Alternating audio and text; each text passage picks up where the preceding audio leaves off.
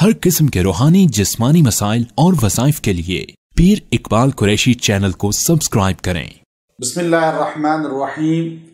درد سر کے لیے نہایت مجرب عمل ہے کہ جب انسان کے سر میں درد ہو، آدھے سر کا درد ہو یا پورے سر کا درد ہو، اکثر انسان جو ہے یا اس کو درد ہوتا ہے صبح کے وقت یا شام کے وقت، بعض اوقات پورے سر میں درد ہوتا ہے، بعض اوقات آدھے سر میں درد ہوتا ہے۔ اب انسان اس تکلیف کا شکار ہوتا ہے اور میڈیسن کھا کے بھی درد سر زائل نہیں ہوتا، اور انسان اپنی تکلیف کو کسی کے سامنے بیان بھی نہیں کر سکتا۔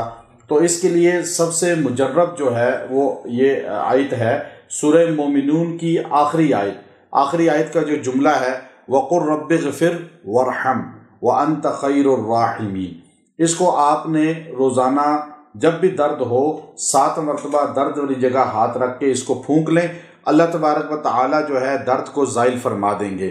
یہ درد کو اس لیے بھی زائل ہوتا ہے، سورہ مومنون کی آخری آیت ہے یہ، اس میں اللہ رب العزت سے انسان استغفار گویا کہ کرتا ہے، اللہ سے مغفرت مانگتا ہے۔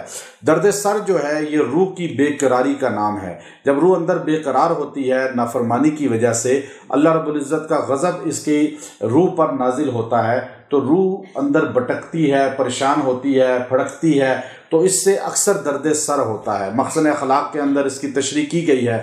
اس لیے درد سر کے لیے سر پہ ہاتھ رکھ کے سورہ مومنون کی یہ آخری آیت کو آپ دم کر دیں، 3 بار دم کر دیں، اللہ رب العزت درد کو زائل فرما دیں گے اور اس سے نجات عطا فرما دیں گے۔ وآخر دعوانا ان الحمد للہ رب العالمین۔